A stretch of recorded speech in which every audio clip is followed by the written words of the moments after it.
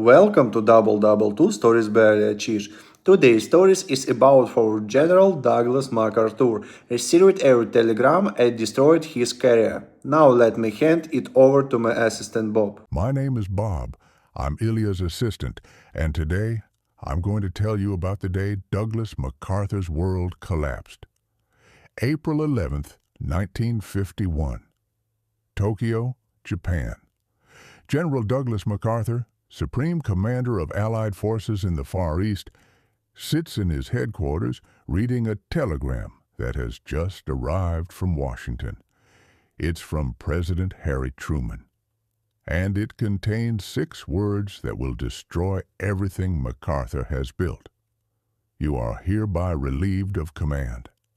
MacArthur reads the telegram 3 times. He cannot believe it.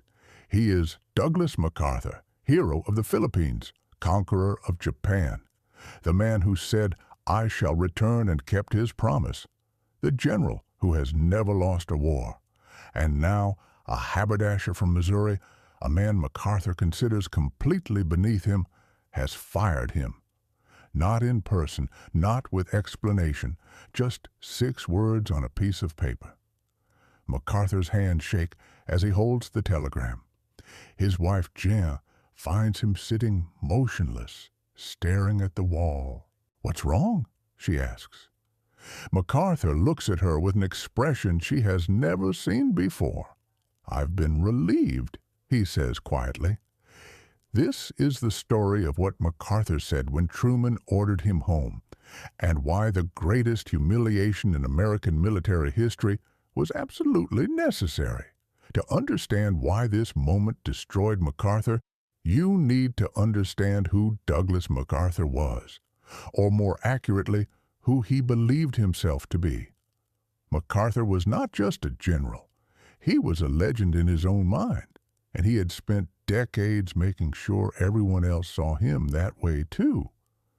Born in 1880, the son of a Civil War hero and Medal of Honor recipient, MacArthur grew up believing he was destined for greatness.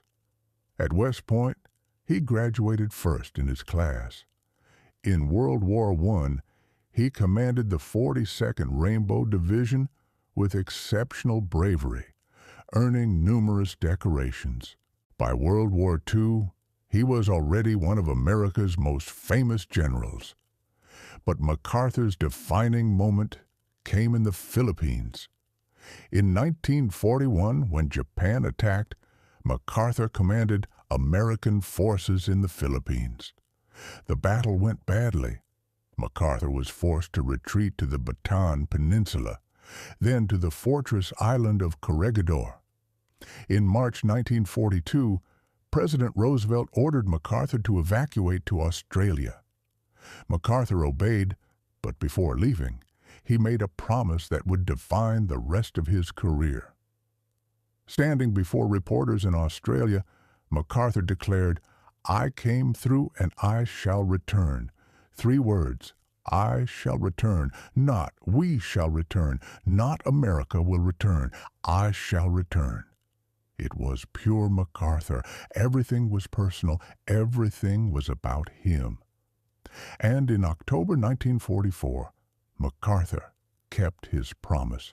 He waded ashore at Leyte in the Philippines, cameras recording every step, and announced dramatically, "People of the Philippines, I have returned." It was magnificent theater. It was also completely typical of MacArthur's ego and his genius for public relations. After Japan's surrender in September 1945, MacArthur became Supreme Commander for the Allied powers in Japan, essentially the military governor of the entire country, and by all accounts, he did a brilliant job. He oversaw Japan's transformation from militaristic empire to democratic nation. He reformed the government, broke up monopolies, gave women the right to vote, and established a new constitution. The Japanese people, who had expected harsh occupation, instead found MacArthur to be surprisingly enlightened. They called him the American Caesar. MacArthur loved this. He ruled Japan from his headquarters in Tokyo with absolute authority, answering only to Washington, and sometimes not even to them. He rarely left Japan. He held court like an emperor, receiving visitors who had to schedule appointments weeks in advance. He surrounded himself with staff who worshipped him and never contradicted him. He began to believe his own mythology. By 1950, Douglas MacArthur was 70 years old. He had been in military service for nearly half a century. He had commanded armies in 3 wars. He had ruled an entire nation for 5 years, and he was completely convinced of his own infallibility and indispensability. Then came Korea. June 25, 1950, North Korean forces, equipped and supported by the Soviet Union and Communist China, crossed the 38th parallel and invaded South Korea. The South Korean army collapsed almost immediately. Within days, North Korean troops were driving toward the capital of Seoul and threatening to overrun the entire peninsula. President Truman, determined to contain communist expansion, ordered American forces to defend South Korea. And because MacArthur commanded all American forces in the Far East, he was given command of what became a United Nations coalition, fighting to save South Korea. At first, the war went terribly. American and South Korean forces were pushed back to a tiny defensive perimeter around the port city of Busan. They were outnumbered, outgunned, and in danger of being pushed into the sea. Everyone expected disaster, everyone except MacArthur. On September 15, 1950, MacArthur executed one of the most brilliant and audacious operations in military history. While North Korean forces were concentrated in the south attacking the Busan perimeter, MacArthur launched an amphibious invasion at Incheon, far behind enemy lines on Korea's west coast. Incheon was a terrible location for an amphibious landing. The tides were extreme. The approaches were narrow and heavily defended. Every military planner who looked at MacArthur's plan said it was too risky, borderline suicidal. MacArthur dismissed all objections with contempt. "I can almost hear the ticking of the second hand of destiny," he told skeptics. "We must act now, or we will die." The Incheon landing succeeded brilliantly. American forces came ashore, cut North Korean supply lines, and recaptured Seoul. The North Korean army, suddenly cut off and surrounded, collapsed. Within weeks, UN forces had not only saved South Korea, but were driving north across the 38th parallel, pushing toward the Chinese border. MacArthur's reputation soared to new heights. Time magazine put him on the cover. Congress talked about giving him a 5th star. There was even talk of MacArthur running for president. And MacArthur, already convinced of his own genius, became utterly certain that he could do no wrong. In October 1950, President Truman flew to Wake Island in the Pacific to meet with MacArthur. Truman wanted assurances about the war. Specifically, he wanted to know, would China intervene if UN forces approached the Chinese border? MacArthur was dismissive. The Chinese would not dare intervene, he assured Truman, and even if they did, they would be slaughtered. If the Chinese tried to get down to Pyongyang, MacArthur said confidently, there would be the greatest slaughter. Truman left the meeting reassured. MacArthur had been right about Incheon when everyone else was wrong. Surely he knew what he was talking about now. He didn't. In late October 1950, Chinese forces began crossing the Yalu River into North Korea. Not hundreds or thousands, hundreds of thousands. By early November, more than 300,000 Chinese soldiers were in North Korea, hidden in the mountains, waiting. MacArthur's intelligence completely failed to detect them, or more accurately, MacArthur's ego refused to believe the intelligence reports that warned of Chinese intervention. He had told Truman the Chinese wouldn't come. So, in MacArthur's mind, they couldn't come. To admit otherwise would be to admit he was wrong. On November 25, 1950, Chinese forces launched a massive attack against UN forces spread out across northern Korea. American and South Korean units, caught completely by surprise, suffered catastrophic casualties. The Eighth Army, MacArthur's main force, was routed and forced into the longest retreat in American military history. It was a disaster, and it was MacArthur's fault. He had ignored intelligence warnings. He had spread his forces too thin. He had advanced too far too fast without adequate preparation, and when the disaster struck, MacArthur refused to accept responsibility. Instead, he blamed Washington. MacArthur began sending increasingly alarming and insubordinate messages to Washington. The war was lost, he claimed, unless he was allowed to bomb Chinese bases in Manchuria, blockade the Chinese coast, and use nationalist Chinese forces from Taiwan to invade mainland China.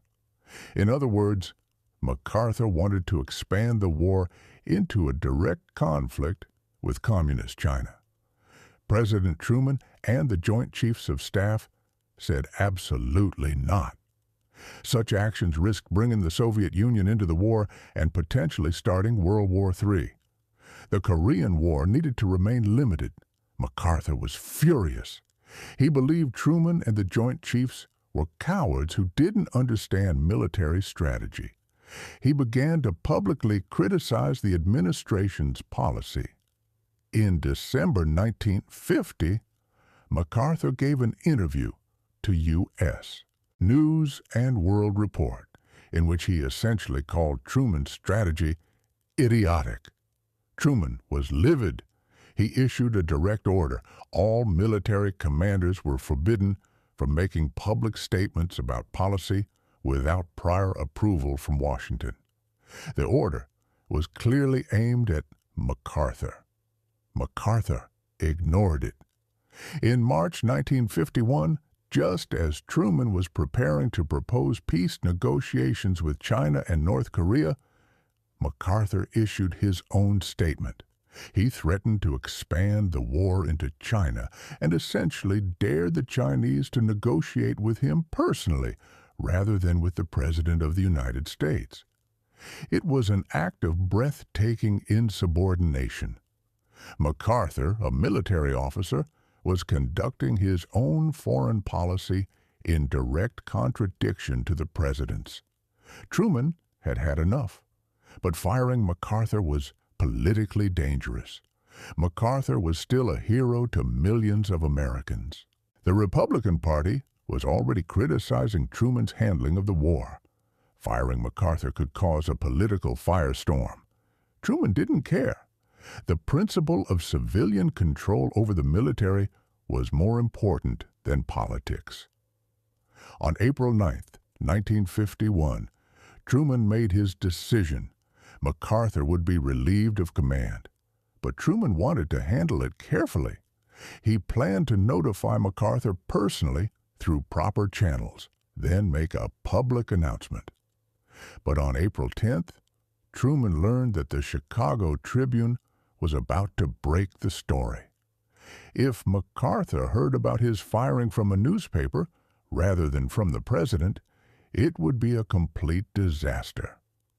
Truman had to act immediately.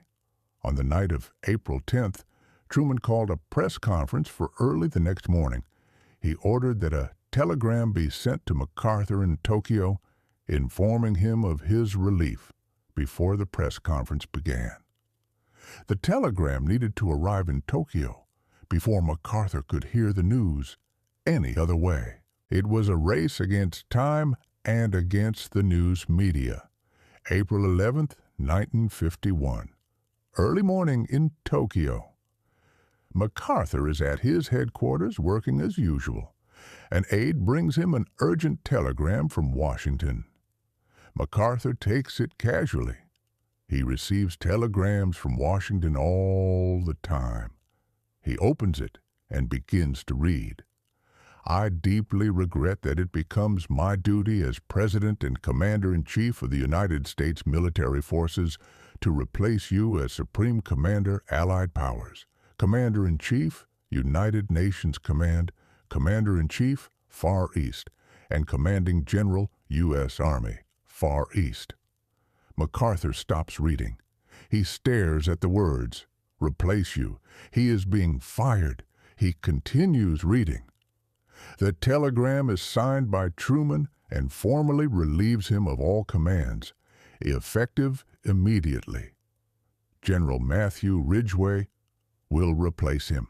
MacArthur's hands begin to shake. He sits down heavily in his chair. He reads the telegram again and again. He cannot process what he is reading. Douglas MacArthur, the man who promised I shall return and kept that promise, the man who has commanded armies for decades, the American Caesar who ruled Japan, is being fired, not for losing a war, not for corruption, for insubordination, for daring to disagree publicly with a president he considers incompetent. An aide later describes MacArthur's face as absolutely stricken. For one of the very few times in his life, Douglas MacArthur is speechless. His wife, Jean, finds him sitting motionless, holding the telegram. What's happened? She asks, alarmed by his expression. MacArthur looks at her. I've been relieved of command, he says quietly. Then, after a pause, he adds with utter disbelief, by Truman. The contempt and shock in those two words reveal everything about MacArthur's state of mind. Truman, a failed haberdasher, a political hack who had stumbled into the presidency when Roosevelt died.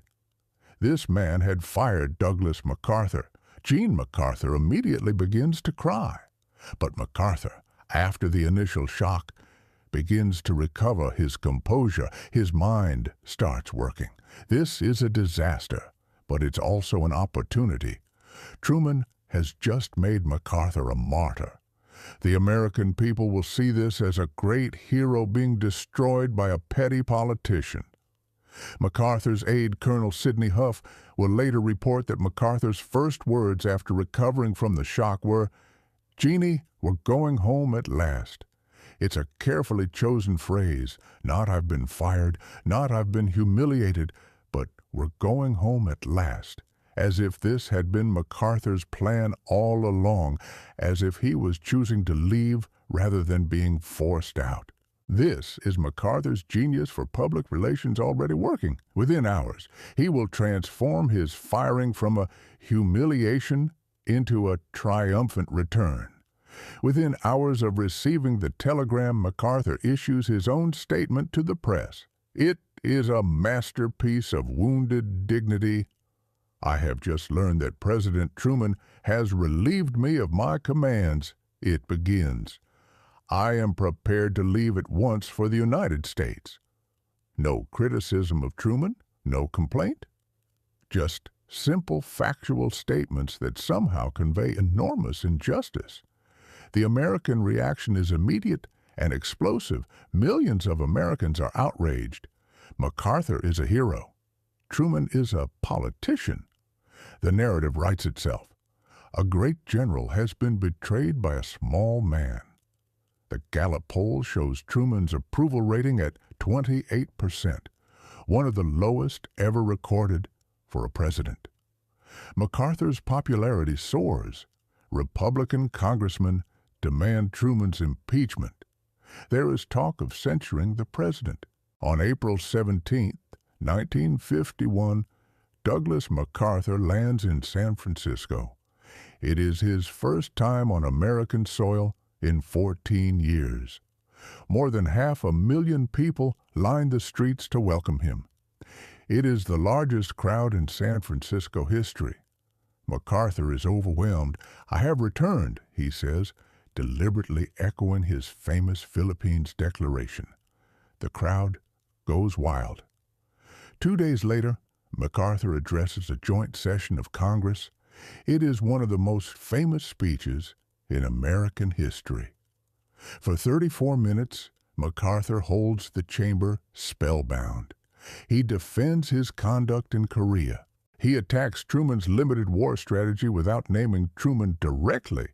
He positions himself as a soldier who only wanted to win but was prevented by politicians. And then he ends with one of the most memorable conclusions ever delivered in that chamber. I now close my military career, MacArthur says, his voice breaking with emotion, and just fade away, an old soldier who tried to do his duty as God gave him the light to see that duty. Goodbye. There is a moment of silence. Then the chamber erupts. Congressmen are weeping openly. The applause goes on for minutes. But MacArthur is not finished. He has one more line, a final piece of theater that will be remembered forever.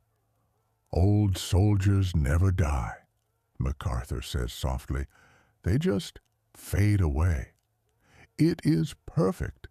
It is heartbreaking. It is completely calculated. And it works brilliantly. For weeks, MacArthur is treated like a returning emperor. Parades in every major city. Millions of people lining streets to cheer him. Republican politicians begging him to run for president.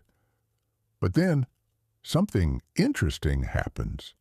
The public begins to actually examine what MacArthur did and why Truman fired him. Congress holds hearings on MacArthur's dismissal. The Joint Chiefs of Staff testify, and one by one, they support Truman's decision. General Omar Bradley, chairman of the Joint Chiefs, delivers the most devastating testimony. MacArthur's strategy, Bradley says, would have led to the wrong war, at the wrong place, at the wrong time, and with the wrong enemy. The American people begin to understand. MacArthur had wanted to expand the war into China, risking World War III, because his ego couldn't accept a limited victory. Truman had fired him not out of political spite, but out of absolute necessity to prevent a catastrophic escalation. Public opinion begins to shift. MacArthur's political support evaporates. When he half-heartedly seeks the Republican presidential nomination in 1952, he is humiliated, receiving almost no support. Douglas MacArthur, the man who had ruled Japan like an emperor, who had commanded armies across the Pacific, fades into private life. He gives speeches occasionally. He serves on corporate boards. But he never holds meaningful power again. He had promised, "I shall return." And he did return. But not as the conquering hero he imagined. He returned as a fired general who had defied his commander-in-chief and lost. In his final years, MacArthur became increasingly bitter. He gave interviews criticizing Truman, criticizing the Korean War strategy, insisting history would vindicate him. History did not vindicate him. Today, historians almost universally agree that Truman was right to fire MacArthur. The principle of civilian control over the military is fundamental to American democracy. No general, no matter how brilliant or famous, can be allowed to publicly defy the president and conduct his own foreign policy. MacArthur's military achievements remain impressive. Incheon was genuine military genius. His occupation of Japan was remarkably successful, but his firing was necessary and justified. What did MacArthur say when Truman ordered him home? At first, almost nothing. He was too shocked. The man who always had the perfect quote, the perfect dramatic statement, was speechless. But then MacArthur did what he always did. He turned humiliation into theater. We're going home at last. I have returned. Old soldiers never die. He never admitted he was wrong. He never accepted responsibility for the disaster in Korea. He never acknowledged that Truman had every right to fire him. Instead, Douglas MacArthur spent the rest of his life believing he had been betrayed by small men who didn't understand greatness. April 11th, 1951, the day Douglas MacArthur was fired, the day the American Caesar learned that in America, even generals answer to elected civilians, the day ego met reality and lost. MacArthur never recovered from that day. He lived another 13 years until 1964, but his power was gone, his influence vanished. He had promised, "I shall return," and he did return. But he returned as a cautionary tale about the dangers of ego, the necessity of civilian control over the military, and what happens when even the greatest general forgets that in a democracy, no one is indispensable.